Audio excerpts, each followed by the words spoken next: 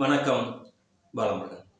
கரடியே காரி சைமன் மேல துப்பிருச்சு. அதாவது பெரியாரை என்னைக்கு அவன் தொட்டானோ அன்னையில இருந்து எதிரி, நண்பன், ஆதரவாளர், எதிர்ப்பாளர் அப்படின்னு வகை தொகை தெரியாம செருப்பாலைய வாங்கிட்டு இருக்கான்.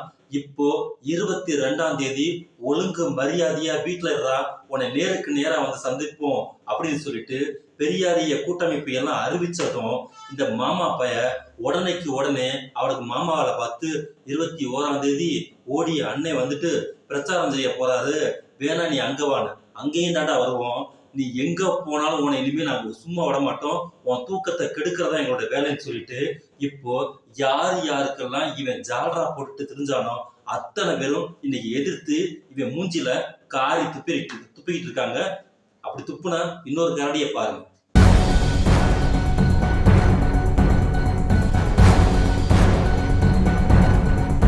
பெரியார் மிகப்பெரிய செல்வந்தருங்க. அவர் பொழுது போகாம சீமான மாதிரி வசூல் பண்றதுக்காக கட்சி ஆரம்பிச்சது கிடையாது. சொந்த சொத்தை கட்சிக்காக அழித்தவர் அவர். கட்சின்னு கூட சொல்ல முடியாது, இயக்கம், சுயமரியாதை இயக்கம். அந்த பணத்தை செலவு செய்யறதுனால இன்னைக்கு சீமானாவது முதல்ல போட்டு பெரிய வசூல் பண்றான்னு பாக்குறாரு.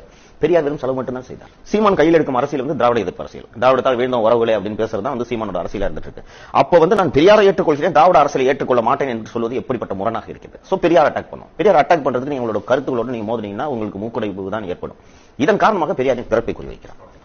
பெரியார் பிறப்பால் கன்னடிகர், தெலுங்கர் அப்படின்ற அந்த இதை அந்த டிஎன்ஏ ஆராய்ச்சிகளில் சீமான் அடிவரடிகள் அத்தனை பேரும் அந்த மொத்த உலகத்துல பிலடெல்பியா யூனிவர்சிட்டியில கூட இல்லாத டிஎன்ஏ டெக்னாலஜி இங்க யூஸ் பண்ணி ஒவ்வொருத்தருக்கும் டிஎன்ஏ டெஸ்ட் எடுத்து ரிசல்ட்டை வெளிப்படுத்தி கொண்டிருக்காங்க. என்னைக்கு இவன் திராவிடர் இயக்க மேடையில ஏறி நின்றுட்டு பெரியாரால் நான் வாழ்ந்தேன், திராவிடத்தால் நாங்கள் வாழ்ந்தோம் அப்படின்னு பேச ஆரம்பிக்கும் போது சரி ஓகே, இவனும் திராவிடத்தால் வாழ்ந்திருக்கக்கூடிய ஒரு நன்றி உணர்ச்சியாளன் அப்படின்னு சொல்லிட்டு நம்ம தோழர்கள் எல்லாமே தட்டி கொடுத்து திராவிடர் இயக்க மேலையில இவனை வளர விட்டுருக்கக்கூடிய சூழ்நிலையில இவன் ஆரம்பத்திலேயே அதாவது என்ன சொல்ற இரட்டை நாக்குன்னு சொல்றோம் பாத்தீங்களா, காலையில ஒரு வேலை, இரவுக்கு பிறகு கல்லாட்டம் செய்யக்கூடிய இன்னொரு வேலை, இவன் இயல்பாவே செய்ய ஆரம்பிச்சிருக்கக்கூடிய வேலையை இன்னைக்கு குளத்தூர் மணி அவர்கள் கரிகாலனுடைய பேட்டியில மிக தெளிவாக பேசியிருக்கிறாரு. அதன் அடிப்படையில ஆரம்பத்திலேயே, அதாவது இவன் அரசியல் கரு உருவாகக்கூடிய நேரத்திலேயே இவன் இரட்டை வேலை பண்ணியிருக்கிறான். அதாவது காட்டி கொடுக்கக்கூடிய வேலை, இனத்தை கூட்டி கொடுக்கக்கூடிய வேலையை இவன் தெளிவா செஞ்சிருக்கிறான்னு சொல்லிட்டு மிக அப்பட்டமான ஒரு உண்மையை இன்னைக்கு சொல்லியிருக்கிறாரு.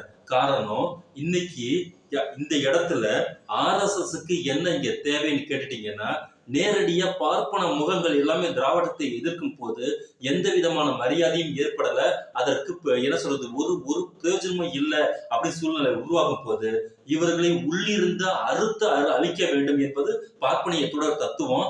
அதன் அடிப்படையில் இந்த கூலிக்கு ஆள் பிடிச்சிருக்கக்கூடிய இந்த ஆளு மாத்தி பேசுவதன் மூலமாக இங்க இருக்கக்கூடிய திராவிடர் இயக்க தோழர்களையும் திராவிடர் இயக்கக்கூடிய கருத்திகளை ஏற்றுக்கொண்டிருப்பவர்களையும் குழப்பக்கூடிய வேலையும் ஆரம்பத்திலிருந்து செஞ்சுக்கிட்டு இருக்கக்கூடிய விஷயத்த ஒவ்வொரு பொதுக்கூட்ட மேடைகளில் தோழர்களே வந்துகிட்டு குளத்தூர் மணி அவர்கள்ட்டே சொல்லியிருக்கிறாங்க, என்னங்க இருந்தாலும் முட்டாள்தனமான கருத்துக்களை எல்லாத்தையும் பேசிட்டு இருக்கா அப்படின்னு சொல்லிட்டு. அப்போ கூட நம்மளுடைய சரி ஓகே, இவர் நம்ம தோழர் நம்ம மணி அவர்களும் கேட்கிறாங்க, என்னைய இப்படி மாத்தி பேசுறேன்னு சொல்லும்போது வாய் தவறி பேசிட்டேன் அப்படிங்கிற வார்த்தையை சொல்லிட்டு மறுபடியும் அடுத்த கூட்டத்திலேயே மறுபடியும் மிக கூர்மையான வார்த்தைகளை, அதாவது திராவிடர் இயக்க தலைவர் திராவிடர் இயக்க கொள்கைக்கு எதிரான கருத்துக்களை திராவிடர் இயக்க மேடையிலேயே பேசுறாங்க போது இவன் கல்லாட்டம் ஆடுறத அப்பதான் சுதாரிக்க ஆரம்பிச்சாங்க.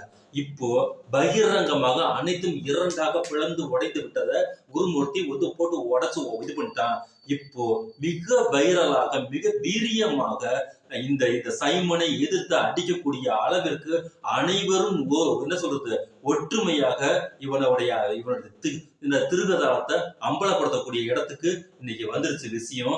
அதன் அடிப்படையில இவன் இப்ப எந்த கருத்துமே சொல்ல முடியாம, எந்த பிரஸ் மீட்டுமே 4 நாள கொடுக்க முடியாம, போதைய போட்டு ஊரா சுத்தி பித்தம் தெரியாம தொட நடுங்கி போய் கார்லயே சுத்திட்டு இருக்கிறதா நமக்கு ஒரு செய்தி வந்திருக்கு. இப்ப 22ஆம் தேதி வேற வீட்டை முற்றுகையிட்டுவேன்னு எல்லாம் சொல்லவும் இவனுக்கு என்ன செய்யறதுன்னு தெரியாம பயந்து போய் இவனுடைய மாமா பையன் இருக்கா பாத்தீங்களா, சொம்படிக்கிறான் பாத்தீங்களா, இந்த சாட்டா மாமா பையனை விட்டு இன்னைக்கு லைட்டா ஆள விட்டு பார்த்திருக்கான். அதுக்கு பதில் மிக வீரியமா சொல்லியிருக்கிறாங்க, நீ எங்கு போனாலும் உன்னை துரத்தி கொண்டு வந்து அடிப்போம் அப்படின்னு சொல்லிட்டு இன்னைக்கு சோசியல் மீடியா ஃபுல்லா ஓபன் பண்ணினா அத்தனை பேஜுமே பெரியார் பெரியார் பெரியார் அதுதான் இருக்கு. காரணம், பெரியாரால் வாழ்ந்தோம் அப்படிங்கறதா இன்னைக்கு தமிழ்நாட்டில் இருக்கக்கூடிய ஒவ்வொரு குடிமகனுடைய அந்த ஒவ்வொரு ஸ்டேட்மெண்ட்டும் இருக்கு. இப்பேற்பட்ட ஒரு மாபெரும் பெருந்தகைய இவ்வளவு கேவலமா ஜல்லியா பொறுக்கியா என்ன சொல்றது தாந்தோன்றித்தனமா பேசிருக்கிறானா, இவனை மன்னிக்க கூடிய மனநிலை இங்க யாருக்குமே கிடையாது. காரணம், இறுதியாக கவிஞர் அறிவுமதியே முதலில் கவிஞர் அறிவுமதி தான் இந்த நாயை கொண்டுட்டு வந்து திராவிடர் இயக்க மேடையில ரெக்கமெண்ட் பண்ணாரு.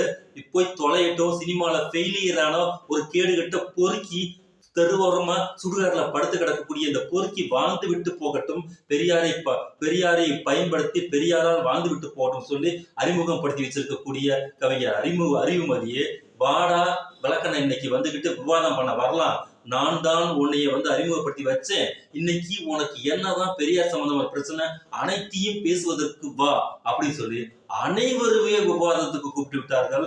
ஃபர்ஸ்ட் கூப்பிட்டது வந்துகிட்டு யூடியூப் ரிட்டர்ஸ்ல ஆரம்பிச்சு, மனோஜ்ல ஆரம்பிச்சு, கரிகாலன்ல ஆரம்பிச்சு, மற்ற யாரெல்லாம் பெரியார் இயக்க ஆதரவாளர்கள் அனைவருமே கூப்பிடுறாங்க.